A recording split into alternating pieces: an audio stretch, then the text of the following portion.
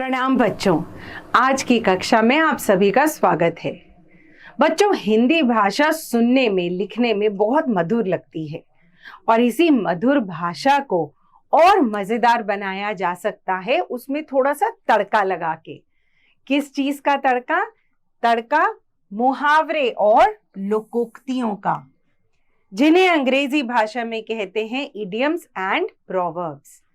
मुहावरे एक ऐसा शब्द समूह है जो बात तो कुछ कहना चाहते हैं लेकिन बोलते थोड़े उल्टे ढंग से हैं, और लोकोक्तियां अलग अलग जगह की कुछ कहावतें हैं। आइए एक एक करके इनके बारे में समझते हैं।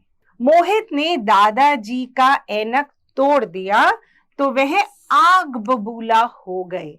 यहाँ आग बबूला हो गए से तात्पर्य है कि वे बहुत गुस्सा हो गए। तो बात को सीधे कहने की बजाय हमने कुछ मजेदार शब्दों का प्रयोग किया। इससे भाषा और मधुर सुनाई देती है। आइए दूसरा उदाहरण देखते हैं।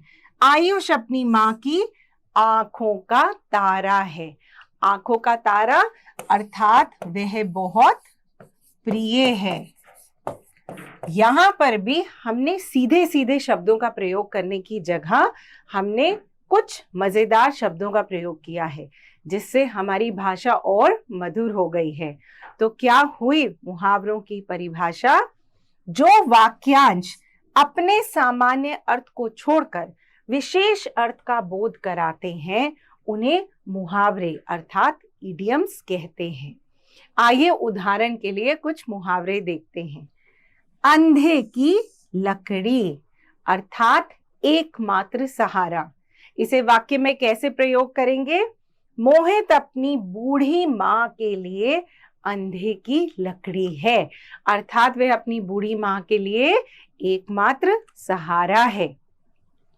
आंखों का तारा हमने ऊपर भी पढ़ा, इसका अर्थ है बहुत प्यारा होना। श्रवण अपने माता पिता की आंखों का तारा था। आस्तीन का सांप अर्थात कपटी मित्र। अब इसे वाक्य में कैसे प्रयोग करेंगे? मेरे मित्र रमेश आस्तीन का सांप है, उसने मुझे धोखा दिया है। आइए बात करते हैं अगले मुहावरे की। अक्ल का दुश्मन अर्थात मूर्ख। प्रयोग अनुराग की बात मत करो, वह तो अक्ल का दुश्मन है। इसी तरह बहुत से अन्य मुहावरे दिए हैं जिन्हें आप स्वयं पढ़ के समझ सकते हैं। आइए अब हम बात करते हैं लोकोक्तियों की। लोकोक्तियां क्या होती हैं? समाज में अनुभवों के सार को लोकोक्तियां अथवा कहावत कहते हैं। यह जो कहावतें होती हैं बच्चों, यह अलग अलग क्षेत्र के हिसाब से बदलती रहती हैं, परंतु अर्थ मुख्यतः एक जैसा ही रहता है।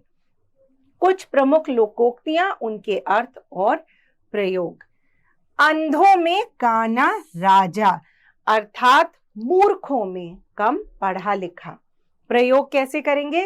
अनपढ़ों के बीच महेश 8 पास होने के कारण अंधों में काना राजा है, अर्थात बाकी सब तो पास नहीं हुए, इसने 8वीं पास तो की। दूसरा है एक पंथ दो काज अर्थात एक साधन से दो काम होना। आइए प्रयोग समझते हैं। हमने इलाहाबाद जाकर परीक्षा दी और संगम में स्नान भी किया, इस प्रकार एक पंथ दो काज हो गए। ऊंट के मुंह में जीरा अर्थात अधिक खाने वाले को थोड़ा भोजन देना। बाढ़ पीड़ितों को दी जाने वाली राहत सामग्री ऊंट के मुंह में जीरे के समान है। काला अक्षर भैंस बराबर अर्थात अनपढ़ होना। अनपढ़ व्यक्ति के लिए काला अक्षर भैंस बराबर होता है। तो बच्चों, यह थे कुछ मुहावरे और कुछ लोकोक्तियां। आपने देखा ना, इनके प्रयोग से भाषा कितनी मधुर और मनोरंजक हो जाती है। तो इन मुहावरों और लोकोक्तियों को पढ़ना और अपनी वाक्यों में, अपनी कहानियों में, अपने अनुच्छेद में लिखना न भूलें। धन्यवाद।